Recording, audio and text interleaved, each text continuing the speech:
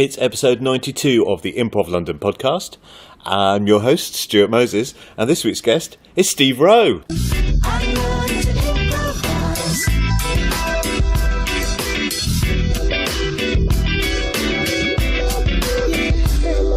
Thank you very much. Hello, Stuart. Hello, Thank you Steve. for having me on episode 92. I feel like I should have waited 8 and then B for here for 100. Maybe I'll come back for 100.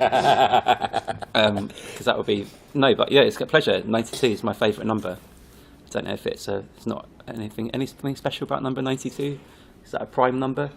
You're very much asking the wrong person there. I was really, of all the things I prepared for today's conversation... No, it's not a prime number. They're my 9 numbers. No, it's not. It's divisibles. Anyway, let's move on. So it will have happened by the time people listen to this, but I'm very looking forward to tonight's Hoopla Monday drop-in, which you're teaching, Yep. which is about Meisner. Yep, it is about Meisner. Although it'd be funny that after... If this was released, if something really awful happened in the Meisner... No, that wouldn't be funny. But at the moment, we're looking forward to it. And I presume nothing bad is about to happen 2 hours from now. So yeah, this evening we are doing... So I do teach these Monday drop-ins. And I've been doing them for years. And don't like to have favouritism amongst Hoopla. But I think it's probably one of the favourite things that I do. You get to teach a different theme every Monday. They're not widely advertised really, and they're kind of buried on the website. So we don't really talk about them that much. But they've been ticking along for like almost 8 years now, almost without stop. And I get to explore a different theme every Monday. So this one's Meisner technique for improv. So I'm not a Meisner teacher. So this is very much what this is me extracting my favourite bits from the Meisner technique that I think are helpful for improv, and to try and inspire people to try out the Meisner technique for themselves. Quite often people do get interested from it, and there's places like the Cockpit Theatre with the Salon Collective, Actors Temple, and Mark Phoenix at City Lit. They all do longer Meisner courses, which I've done bits of all of those, and I found them really good for improv. It's especially good if you don't know what the Meisner technique is. Shall I do a chat about that? So he was a person called Sanford Meisner. He was based in, I think, New York. He's dead now, unfortunately. But he was a very influential acting teacher. Sometimes people group him together with method acting, but I think it is very much his own thing, actually. It's especially good for just picking up on what's actually happening in the present moment, which is why out of all the more normal or scripted acting techniques, I think it's the one that's most relevant to improv. There's no contradictions with improv, and it's really helpful. It's especially good at being able to pick up on like what's physically happening in the present moment, and also what's emotionally happening with yourself and the other person. And he does that largely through these things called repetitions, where you just like, and you'll see this tonight. Tonight it'll be for for minutes at a time, but if you do a course, it's like literally for hours at a time. You're just up with someone else, just making repetitions about what they look like, and as you notice something about them, like you're smiling, they would repeat, "I'm smiling." You say, "You're smiling, I'm smiling," and you repeat and repeat and repeat. The idea being that because the words are taken care of, eventually you're left with like just the strong emotional connection between the two people. And the other reason I'm a fan of it, I'm a big fan of improv that doesn't feel like bogging down people with too much to think about, and instead feels like removing stuff to think about, so that you're just left with, very little, just the fact that you're there with the person, emotionally reacting to them. That's my Meisner technique in a nutshell. And fun fact for you. So we're running auditions for new shows recently, and we audition everyone who applies, and it was really great, an amazing amount of people and really high standard. And I chose people just solely based on audition. I hadn't even looked at the application. Then, once we started the group, both groups, about half the cast, had done lots of Meisner techniques. So it seemed, and without me realising, so it seemed to be, either that means I've got a strong personal bias to people who are using that, and even if I'm not consciously aware of it, or it just seems to be like the kind of magic superpower of improv. And then Meisner fact number 2, Adam Megiddo at Showstoppers also teaches at Lambda, and he used to be head of foundation there, and he teaches improvisation there. Yeah. So he actually did a proper test. He had 2 streams of people coming in, two groups. One group teaching improv, he just started with improv and he did the usual improv stuff. And the other group, before he did the usual improv stuff, he did Meisner for like 6 weeks in a row. And he said the second group, the Meisner group, they were just like so far ahead of the other one. Yeah. And it was so much easier to teach them, and like the shows that they were doing at the end were like, phenomenally good. Yeah. So yeah, in a nutshell, I think it's very much a great bit of acting to apply to improv. I mean, I imagine it helps you to slow down. Yep. And to be more aware of the person that you're improvising with, and be more honest in your emotions. Yeah, I agree. So more aware. It's almost like totally aware of the other person. So he can't remember the exact quote, but he's basically saying everything you need is with the other person, which is very relevant to improv, even though like it was disconnected from that. Like many fields of theatre, it feels like something that has rediscovered something else from a completely different field. And there's all these amazing overlaps that happen. But yeah, when you first do it, you're fully listening and full focus on the other person. That's like your only job. So your impulses and your physicality and emotions almost happen like by accident, because your focus is on the other person. And as you go on through it, you then also pick up on like what's happening with you as well. So there is eventually like this sort of inward looking and then outward as well. But yeah, basically being very emotionally honest in the present moment. And for me, what that means, and this is what I'll do tonight, I mean, there's different ways you can look at that. But for improv, I think that's not as deep and meaningful as it has to sound, like being emotionally honest in the present moment. I see examples of this in real life. So for me, I had a bunch of friends come over, old high school friends, come over to my house a couple of Sundays ago. There's about 5 of them there. And when they first got there, I felt like very awkward. I was like, "Do you want a drink?" But they couldn't choose straight away, and that I find that really annoying. And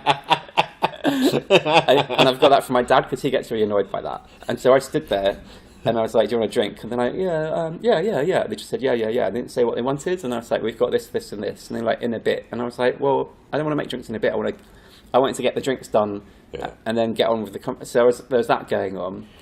And then there's a sort of like, almost like conversations about catching up, where you're done, and then you're like, is this person talking? Should I join in with that? And it's almost too much. But then we went to a trip to the park, and we just walked around the park, and the people who had their kids with them, so we were mucking around in the park. There was snow. One of the kids had never thrown a snowball. We couldn't believe it. So we're like, have you never thrown a snowball? And they're like, no. Like, throw a snowball at Jason. So we made snowballs and lobbed it at Jason, and then when we came back and sat down again, we're just sort of there with each other. And for me, it's just like, that's a kind of normal, natural place that humans should be. Not should be, I can't say should, but used to be more of, I think. Yeah. But because we live in London or work in London, there's a lot of computers in the way. It's very stressful. We're always moving forwards. We're going through to-do lists. We've got pressures of like financial stuff. Like, housing's really expensive. There's like, if there's not a computer in the way of us, there's a screen in the way of us. There's social media. There's blah blah blah blah blah. That to just be there with someone without thinking about something else in the past or the future, or without a worry, is now a kind of like weirdly unusual thing for a lot of people. So I think Meisner, for me, it's just like when you get it with someone on stage, it's not like a wave of like, oh my God, epiphany of how complicated it is. If anything, it's a relief of like everything else is gone. And, rather than performing on stage, thinking that every line is influencing your entire improv career, it's like, just remove the baggage and go back to like what's actually happening. Yeah. So that's the main bit for me. But then also, it does have different sides to it. It's the other thing about Meisner technique is then you do then get used to, especially with a longer course, it won't happen tonight in one workshop. You then get used to allowing yourself to let out bigger emotions. Yeah. And for me, I'll talk about this tonight, but for me, again, I think there's a reason that we don't do that on stage, and it's not necessarily a bad reason. It's because in real life, like, we can't do that all the time. Like, we wouldn't keep a job, and you wouldn't keep a house, and you wouldn't, keep, it'd be difficult. So we do have to repress emotions. Like, if you working on a Friday and at 5 o'clock, your manager's like, have you done that yet? Yeah, I'm really going to need that by Monday morning. You feel like screaming to him or her, like, fuck off. But you can't do that, so you have to repress an emotion and word it in a more constructive way. But, in Meisner, I would say scream fuck off. Like, what's the more animalistic response? And you let that out. Yeah. And it comes from knowing that the stage is like reflective of real life, but it is different. It's like you walk into the workshop or the show, and you basically walk through an airlock. You're away from work and home, and there are no consequences of being spontaneous anymore, as long as you're not sexually weird, as in don't do anything sexually degrading or physically dangerous. But other than that, any emotion you have, you can like let out. Yeah. And that's quite an amazing thing, because I think when people first do that, and this is my own experience of it all. No, it's not. So I had two separate experiences of this. So one stage in my life when I was doing improv and drama for the first time in Meisner, I felt a bit emotionally deadened in real life. I thought I didn't really have emotions, and I was quite stoic, and like my face was just sort of unexpressionate. And so doing a lot of Meisner made me realise, like, more aware of these little glimmers of impulses we have that I wasn't noticing before, and eventually they get bigger. And then there was another stage of life where I did it, where I had some like unfortunate sequence of events happen in life, where I just had like a crescendo, a massive, like almost deafening noise of emotion I was walking around with in my life that I couldn't let out. I just didn't have anyone that I trusted to be able to talk about what I was going through. And then you put that in a rehearsal room, and suddenly you're like, holy shit, like that's allowed out. And suddenly I was in workshops where I was saying stuff that in real life I was really worried I didn't want to let out. And I was saying it, I was letting it out, and then the teacher was being like, well done. And then like commended and applauded, and then people afterwards come up to me and be like, it was amazing stuff. And I was like, this is so weird. This is literally... This is what's in my head. This is like the part of me that I thought was a problem at work. And in my personal relationships, I thought I had a problem, dark side of myself. But suddenly you go into theatre and drama, and you're like, no, that's not a problem. It's just it was wrong for that situation, but in this situation, it's like let it out. So, it won't happen at my one. My one's like Meisner Light, and I'm not a qualified Meisner teacher, so I'm just doing a taster to inspire for future stuff. But the courses I've done, I mean, people do like. I mean, there's real arguments, like beyond, not improv arguments, but I mean real fucking hatred in the present moment. And there's like kisses and hugs and like just pure sexual attraction, and people go through all of that. And whatever happens at the end, it's fine. You don't have to talk about it because it's the present moment that's making it happen. And not only is it fine, it's actually beyond fine. You're kind of like thankful to the person, because it's nice to have a moment in your life where people are actually not bullshitting each other. And just being like 100% emotionally honest is, I think it's exciting to do as an improviser, and I think it's exciting to watch. Well, I can't talk for all audience members, but I know I enjoy watching it, and I know that, in my opinion, you don't have to be trained in improv to know if someone is being like honest or not. And when someone is honest on stage, like 100%, picking up on like how they generally feel, like the audience see what's happening as well, and I think they like that. It's kind of this feeling of like, wow, someone can actually say what they think for a change. I mean, I very much enjoy that aspect of improv, in that you can say things that are, that seem on your dark side, and because it's theatre, it's an acceptable place to express these things. Yeah. I find that really rewarding. It's interesting what you say about people having, say, romantic scenes or argument scenes. Yeah. Because I was having a read of the Hoopla website today, and there was a section about dealing with people who were taking those emotions from improv and then thinking that they were applying outside. Oh yeah. Which is really interesting. Yeah, so we've got like a kind of some training for our teachers that we do now. So we've written, it's pretty extensive actually. It's really good. We went through I went through systematically last summer, every possible tricky thing to deal with. So it's just like, here's our policy on it. So teachers read that. It's kind of open to change, so we put that in. So yeah, one thing is people I think people who are newer to improv or acting, and this isn't so much just improv games. It's if the bits where improv crosses over into acting, like more theatrical style, and you're approaching that emotional honesty, so the Meisner stuff. I think experienced actors know that what you give into your genuine, honest emotions in the moment, but they only belong in the moment. That doesn't mean anything from off stage.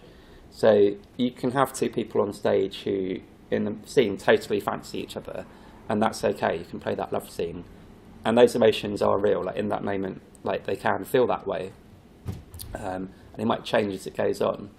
But it's just to kind of let people know. So just sort of explicitly say if someone's had that scene that, that was great and that's allowed in the moment, but it doesn't mean anything off stage. Otherwise, you get that awkward situation where, someone at the bar afterwards suddenly thinks, "Oh, this person fancies me." It's like, no, that's not.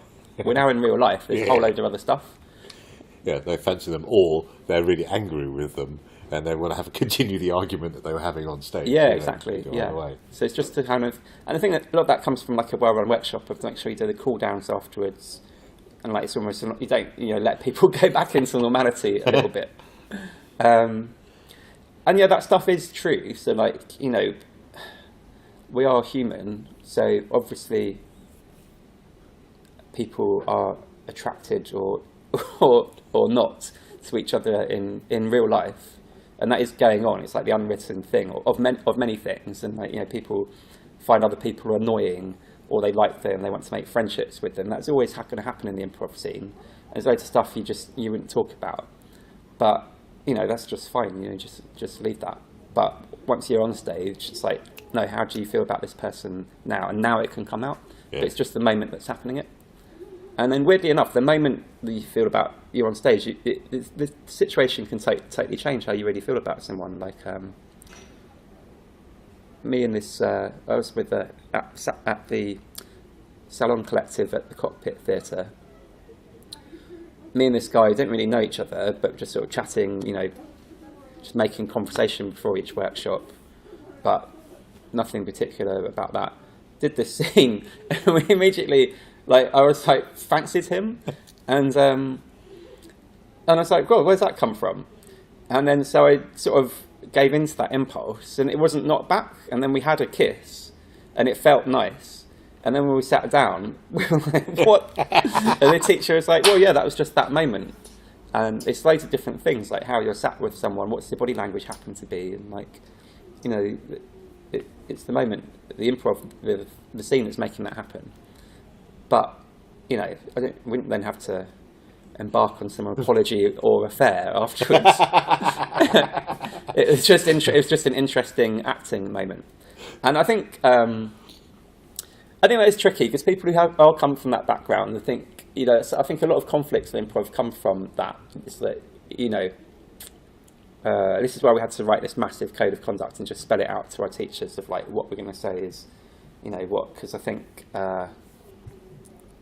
you got to be careful because otherwise some people could end up offended in a workshop if the other person is just being purely emotionally impulsive and is from the background of it's the moment and it's not personal, even though it is personal because that's what I feel right now.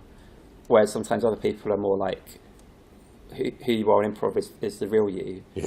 And I think you just have to make that clear in the workshop. And it is really tricky though, I have to admit, because everyone's different. And I didn't know whether to be.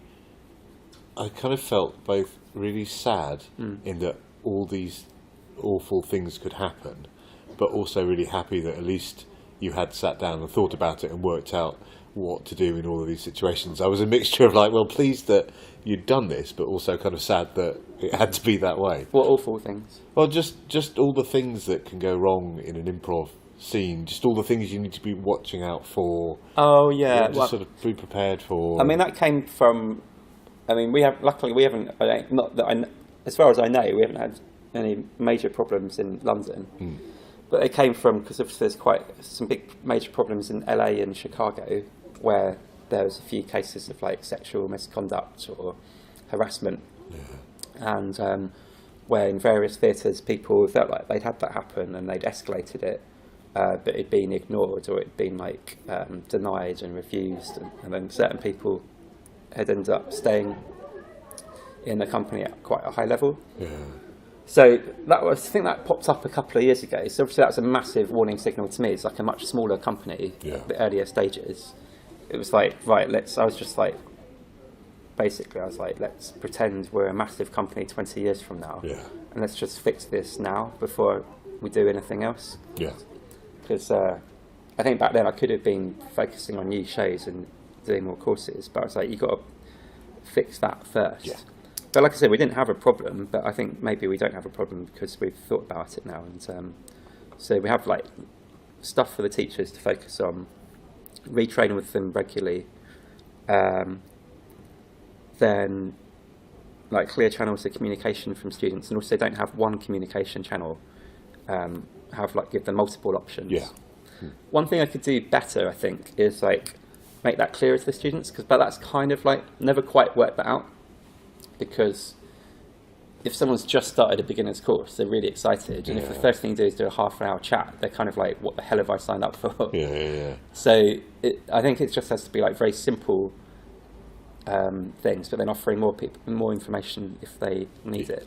And the main thing is like in the class, like we're very much like the first 2 workshops were very much like this is shaping the whole ethos, and just But like I said, we've done the work just because we learnt from others, really. And that's best to be prepared. So you mentioned that you've got, is it 2 new groups that you're directing that you've recently auditioned for?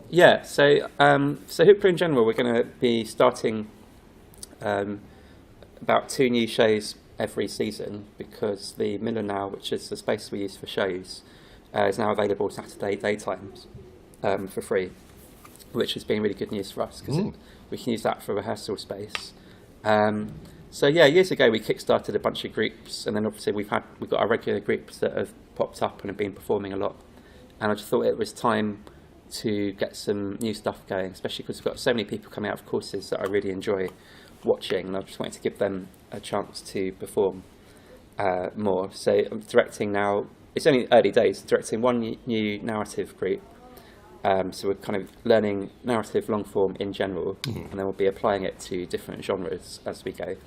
And then 1 long short form group, so that we can sort of revitalise that a bit. So eventually invent lots of new games, get it a bit more sparky, and make that fun.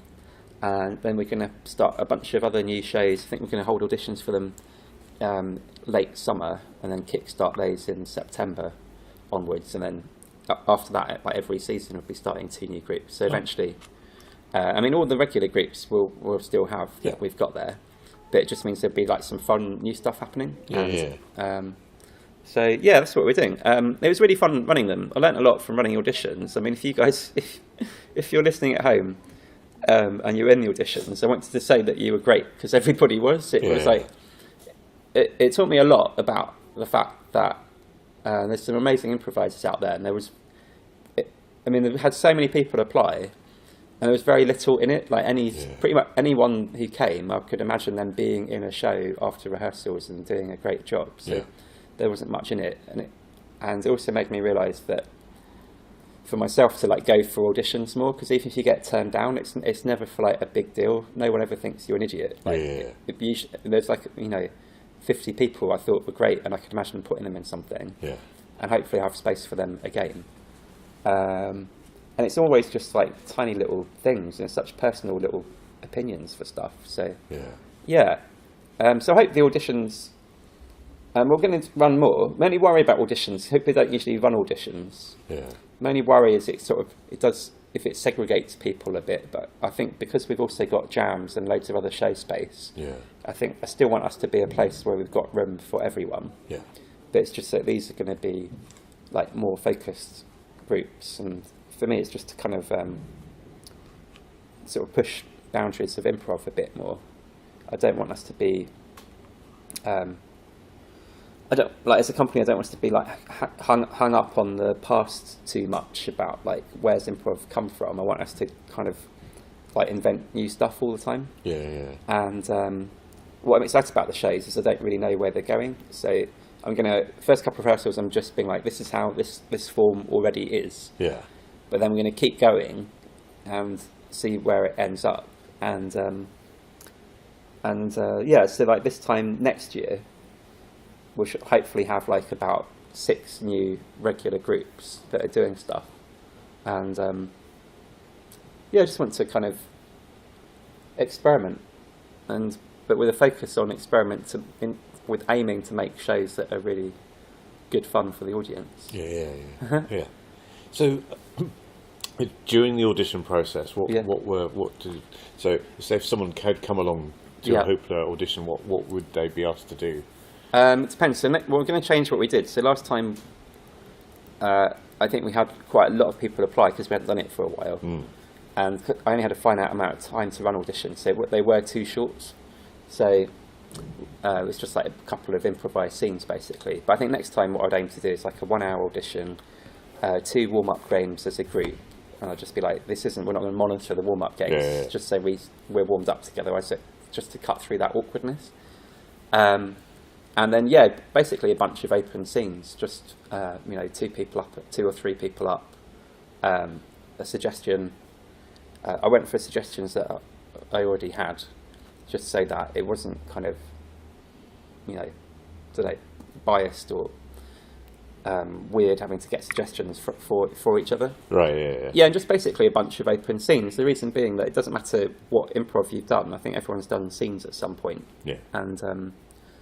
And it is weird. Like, I think because I'm used to teaching, so teaching, I try to be really supportive, and I'll be like, right, I pick up the mood of the room. Yeah. And I'm like, I think the room needs this. Like, they need a bit of light relief, but when you're running auditions, I'm like, okay, I have to not do that, and they are stressful. Yeah. But also, I think they are reflective of how someone might behave in a show, because I think it's all very well performing improv in a workshop where you've been warmed up for like 40 minutes and gone through the sequence of mantras and like, that's great. But I mean, some shows you're just going to rock up and the audience is way bigger or way smaller than you thought.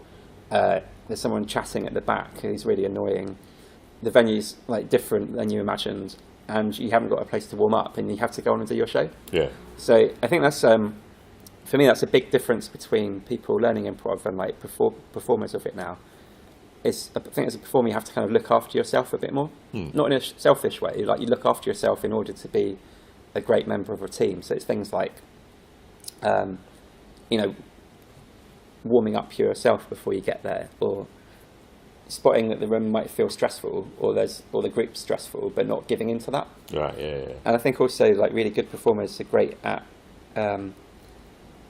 Sometimes not following where the group is and just being the change that's needed. Yeah. So if a group's stressing out, it's just like a really experienced performer will just visibly like relax. Yeah. Andrew Gentili is a great example of this. So, I've been in festivals with him where I'm quite stressed, but he doesn't match me. He's just like clowns around or pokes me or like does a meditation on me. Yeah. And he like relaxes me, and I think that's a very giving thing to do. And it's the same with like going on stage. Like, say, Connor Jatter's brilliant at this with the RH experience, where I was at my launch pad once, and it's kind of quite a dead night. It wasn't that busy, and one group was quite negative. So then the next group, before you know it, the whole night it was sort of like just felt kind of not great, like not fun. So the first group were negative on stage or negative off stage? Yeah, and then the next group were as well. Yeah. And it's just like those are quite depressing scenes. And then the audience had just been like, were lost. And like, because the other groups are just picking up on like, oh, the mood's like this, so I feel like this. Yeah. Whereas Connor picked up on like, the mood's like this, so I need to be like this. Yeah. And I think that's a big difference between like a kind of beginner performer and someone who's like, you know, more professional, I think. Yeah. It is there at the back, and they're like, what does this show actually need? Right, yeah. So then he comes out of nowhere, and he's like, yay! Like, just jumps on, 100% energy, and like immediately changed the whole audience, like lifted it, because he doesn't give in to like what the mood is. So I think I'm good with that with teaching. I have to admit, as a teacher, it's quite funny for me because I get to see all these moods that turn up, and Mondays people are in quite good spirits actually. Yeah. You know, they're not worn out by the working week, and they're like, I think it is. Loads of people, like you see tonight, they're like, I'm going to start my week with improv on a Monday.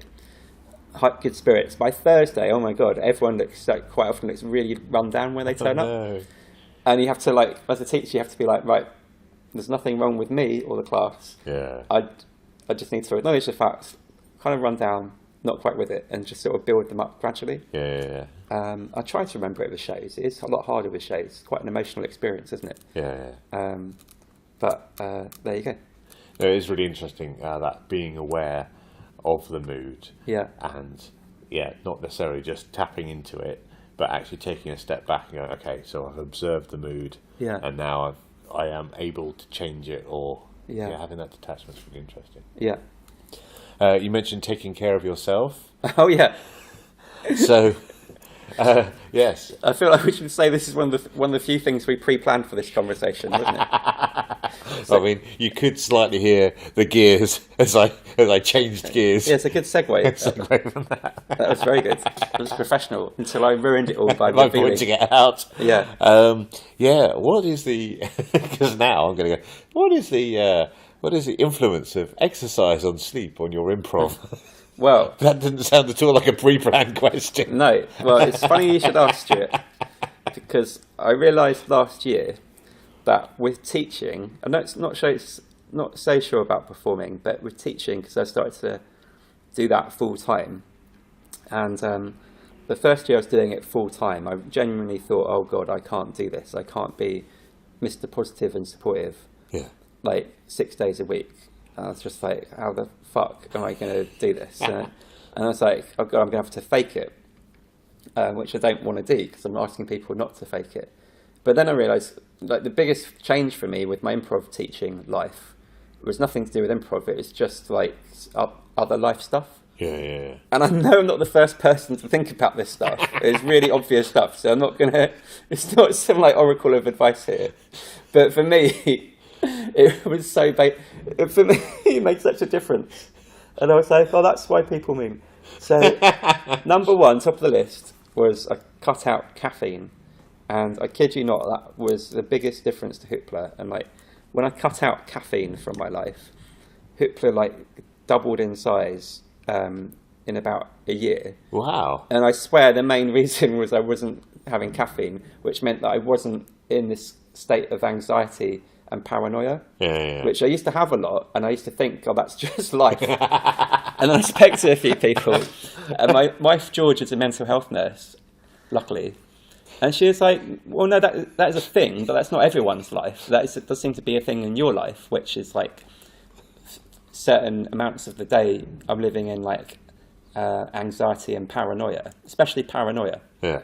And even got to the point where I was like, so it's a bit oversharing this. Where I was like, I think I'm starting to have like auditory hallucinations.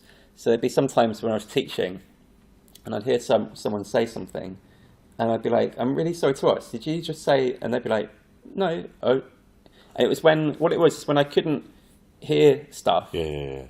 My mind was like filling in the blanks. Wow. In a very negative way, quite often. So I was like, oh, maybe this just goes with the territory. Like, this is how it works. Then I realised what it was is I just had to cut out caffeine, and I was having a delayed reaction to it. So it's hard to spot because it wasn't like a coffee just before. Sometimes it was a coffee like in the morning. Yeah. And so I just experimented with a food diary, and then and a sort of mood diary. And then, that I cut out. I can't touch caffeine now, like no Coke or coffee at all. If I have a Coke now, it's like the next day is just like a mess. Like really, wow. Find it very difficult to be in a room with lots of people, which in improv is what you're doing all the time. But once caffeine's out, like, it's fine. I was like, right, okay, it's more positive. Next obvious thing. Well, I was just going to say, just because something's obvious doesn't mean it doesn't need to be pointed out. Because then once you've pointed it out, it's like, oh yeah, that's obvious. But I didn't realise that until someone pointed it out. Yeah, because you hear, it's like a cartoon stereotype, like coffee makes people like, Argh. Yeah. But I always thought it was a little bit, but this was so bad that I thought there was something else wrong with me. And I can't believe it was just that, because that was like 2 years of my life that would have been a lot easier. So next Steve's hot improv tip, don't drink 5 nights a week and think you can like teach at a high level, because it's just not compatible. And the same with performing. I have to cut back my alcohol a lot now. This is also just getting older, I think. But I mean, for me, there was a warning sign about drinking. So I used to teach the Rag Factory, and this is the day when it all changed. I used to teach the Rag Factory off Brick Lane. I was there about 4 or 5 nights a week. One night, I walked in after there's this great pub opposite, a really like old school pub. It was really good fun, always packed. Yeah. DJ in the corner, even though it felt like old man sort of pub. I walked in, 3 deep at the bar, and I was like, oh, I'm not going to get served, never mind. And the bar lady just sort of gave me a nod and gave me a pint of Doom Bar, and she said, pay for it later, Steve. And I was like, 1, how do you know my name? 2, how do you know what I want to drink? And I actually asked her, and she's like, looked at me really confused. And she's like, well, you're in here every night of the week. And I thought, I suppose I am. I never really thought about it. And I said, do we really chat? She's like, at the start, you always look like you don't really know us. By the end, you're really talkative. And I was like, oh, God, I'm pissed, like 5 nights a week.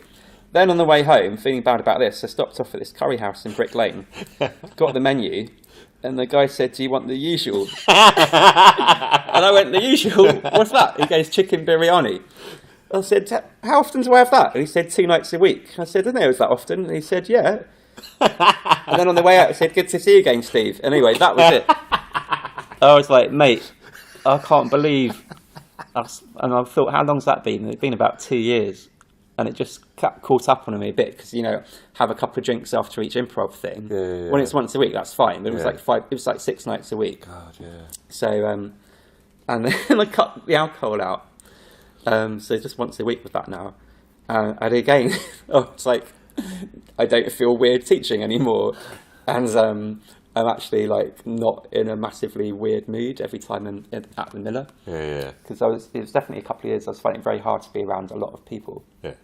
And was totally faking it, to be honest. It's not pretty common knowledge amongst some close friends of mine. I'd be like, George would be like, you've got your Miller character that I put on. Yeah. I mean, I suppose a lot of people have this, like a social face. But for me, it started to become like a character that worked 4 years ago, but I was having to be because I was running Hoopla. Wow. But cutting down the alcohol, caffeine, getting lots of sleep, going running, cutting out bread. This is all to do improv. In Fight Club, the film, where it's like suddenly everything I do was for Fight Club. It's like I've trimmed my nails and cut my hair for Fight Club. Yeah. So I'm like that now with improv and Hoopla. It's like I watch what I eat, but I don't. It's not for looks or anything. I'm still like a bit overweight, but it's just because like changing what I eat changed my perception of in workshops. Yeah. And it made me be able to stay like more upbeat. Yeah. But I say this all the time. With groups, I'm directing. I'm gonna say this as well. Like so many times, if you really listen to this, you'll spot it. Before a show starts, when a group comes and they get together and they say, "How are you?" 80% of the time, everyone will be going, "Oh, I'm really tired." Or like, "Oh, I'm really tired. Not feeling too well." Yeah. Very rarely will someone go, be English, will someone go, "How are you?" "Yeah, I'm great. I'm fucking so looking forward to this. I am up for it." Yeah. It's usually a sequence of like people almost apologising for the fact they're going to be shit that evening. Yeah. To try and like, defend themselves. But you watch like an American group like North Coast, the improvised hip hop group, And like they're backstage and they're like, yeah, here we go. How are we feeling? Everyone's like, yeah, let's fuck shit up. Let's go for it. Yeah. So like they're kind of upbeat, and I don't think you should. I don't mean you have to fake that, but I think there are things you can do to put yourself in a good, positive mindset, physically, emotionally, for improv. I think, and life. I mean, obviously, it's going to rub off to everything else as well. That's it, really. Oh yeah, and before a big show, don't. I can't believe I'm going to tell you this story. 2 stories. One, obviously, don't do loads of like shitty emails just before you go on stage, because you will be in a mode of like stress and anxiety. But don't cock up a big show in your life by taking loads of space cakes with your best mate the day before. That would be my other top tip. That wasn't a good move. I won't say what show it is because I don't want to upset the people who were in it when they find out. But there you go. There was a big show. I was nervous about it. And my mate Edgar was like, let's do some hash cakes. And we did. And it was really good fun, but then I was not good in the show afterwards. But that was a classic example of just sabotaging your own show. Yeah. So, stay healthy. Stay healthy, kids. Stay healthy, yes. I've long resigned myself to never feeling... I always think, whenever I'm going to perform or do a class for that matter, I'm always going to feel tired and I'm always going to feel ill, and I'm just going to kind of put that aside, because if I wait until this mystical peak performance, I don't think that actually exists. I think this is just how I feel. So I try and put that to one side, and it's like, well, I'm just going to do it anyway. Yeah, you're so right. I mean, that happens a lot. Like the whole, I'll do my breakthrough Edinburgh show when I've got a year where there's like no stress and nothing else to worry about. That never happens. No. And there's no performer, even the really successful one, in fact, especially them, because they've got more stress and more things riding on it. There's no perfect time to get started on something. There is no magic time. There's no magic state of mind. I mean, we can do things to try and create one, but we just have to know you're never perfect and it's never ready. But don't talk to me about that. Talk to Casey Sheet. She's more productive with shows, but she's kind of the expert on that, really. Brilliant. Right, I will seek this Katie out. Okay. And I will speak to her. Okay, good. Just for listeners at home, Stuart's now looking at the notebook for the next topic. The next topic is... we were going to talk about some of the classes that Hoopla have got coming up in the next season. Oh, yeah. So we've got next season, as in May and June. We've just put on all the websites. So, yeah, we've got a great list of people, actually. We've got excited about the Saturdays. So it used to be me teaching workshops every Saturday, but we've got some other, because I'm directing these shows, we've got some other guest teachers in now. So we've got Amy Cook-Hodgson from Ostentatious, which is very exciting, teaching scenes and narrative.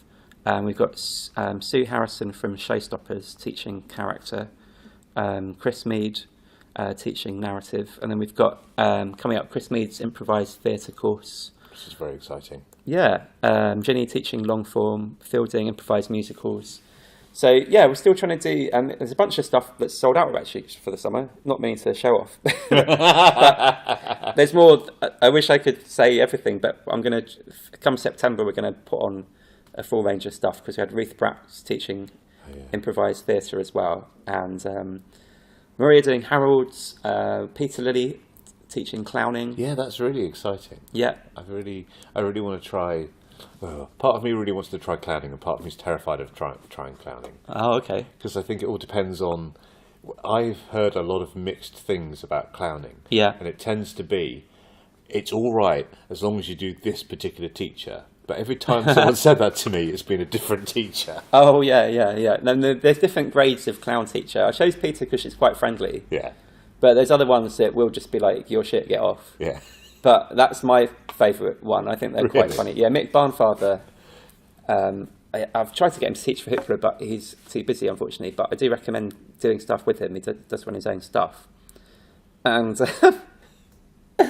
and then he does this exercise where you have to come in and basically try and be funny, and when you're not, he just bangs this drum.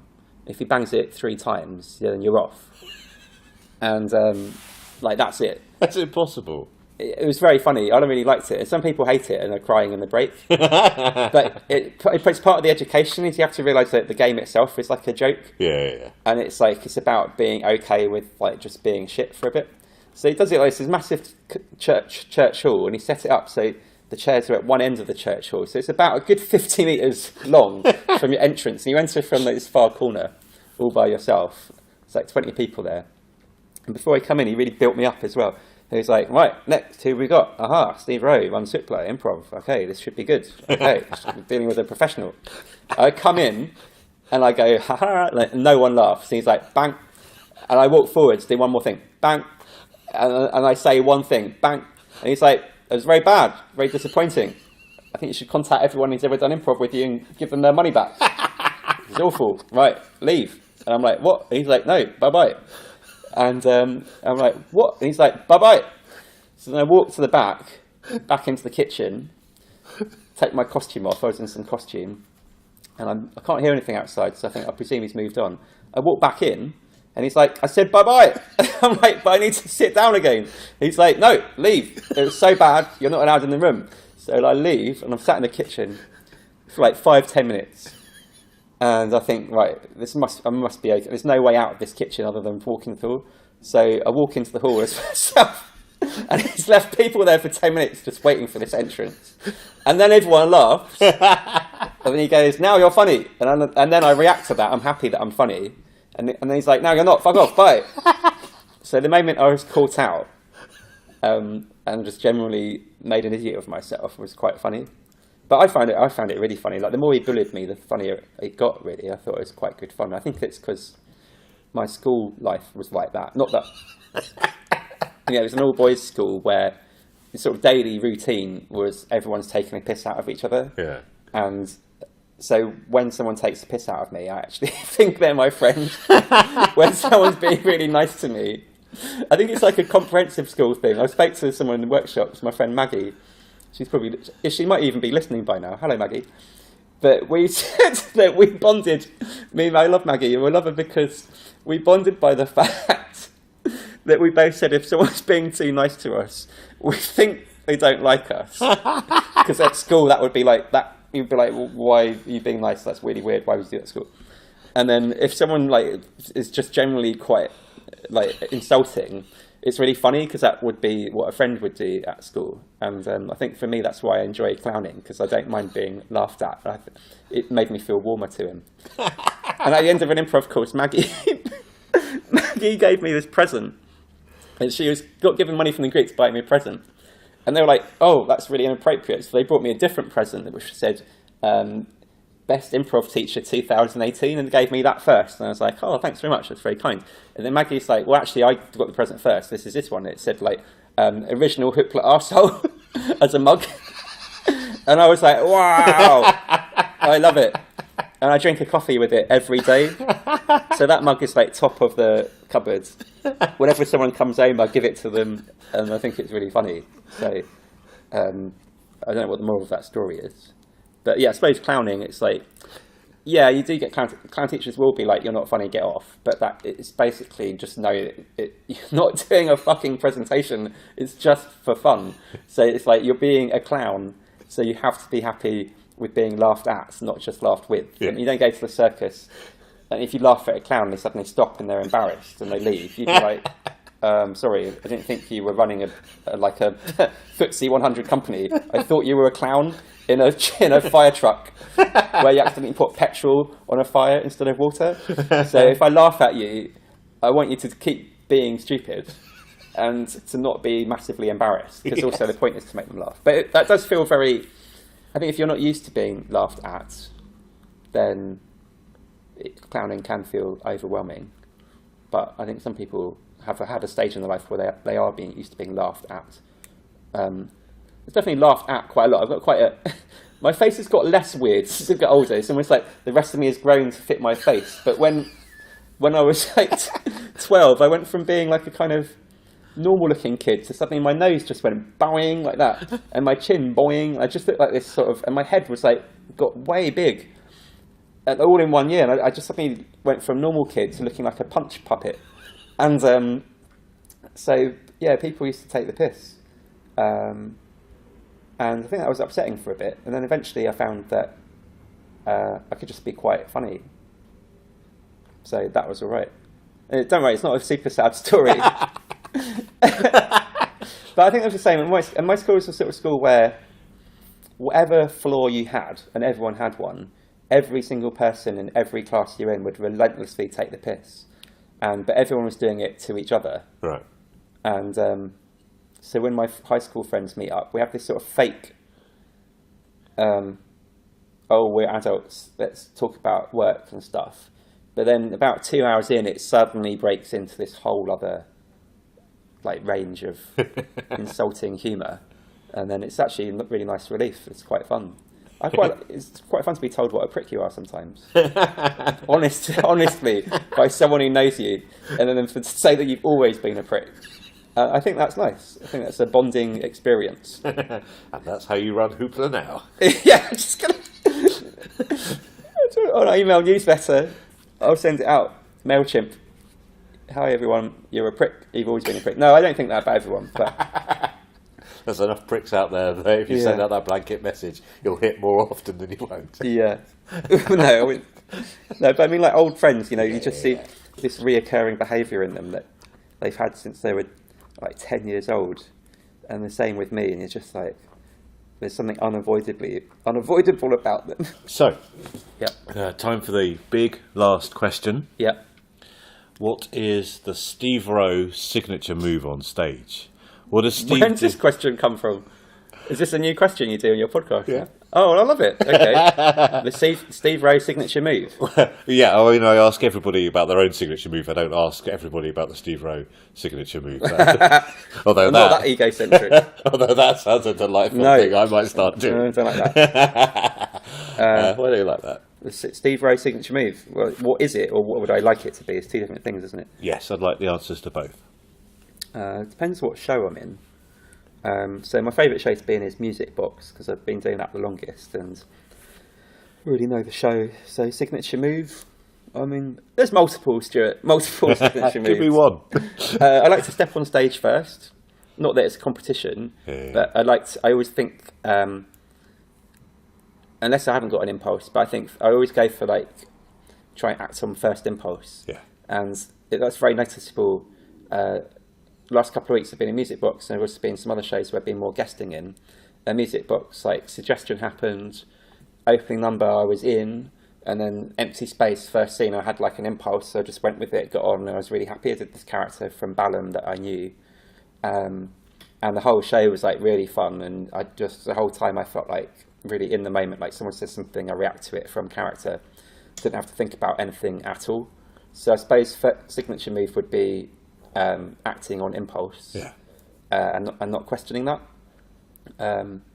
And so for me, and that's very noticeable if I'm in a show where that doesn't happen, I feel like I'm not improvising. I feel like that's not me. Yeah. So in fact, the weekend afterwards in the show, I didn't know the cast, hadn't done a rehearsal, which I need to not do anymore, not be in shows where I haven't rehearsed properly, because I think it's a bit naff. And then first suggestion, I had a really strong impulse and a great idea, in my opinion. And then for some reason I didn't step on stage, even though the stage was empty. And then two others did the scene, and no point was I in the scene. And the whole show for half an hour was just on the back foot, because I was oh, what should I do? Yeah. What should I do? What does this show need? And I started questioning myself. Yeah. So, yeah, I mean, I think that's my signature teaching move as well, I hope, is just to be connect to your impulses. One, hear what they are, and then two, act on them. Yeah. Which brings us back to what we'll do with Meisner tonight. That sounds like the perfect note on which to end. Yeah. Thank you very much for being on the Improv London podcast. Thank you for having me on the Improv London podcast, episode 92. It's the one everyone will be talking about. Yeah. Thank you very much. Okay. Thank you. I made this. That's improv!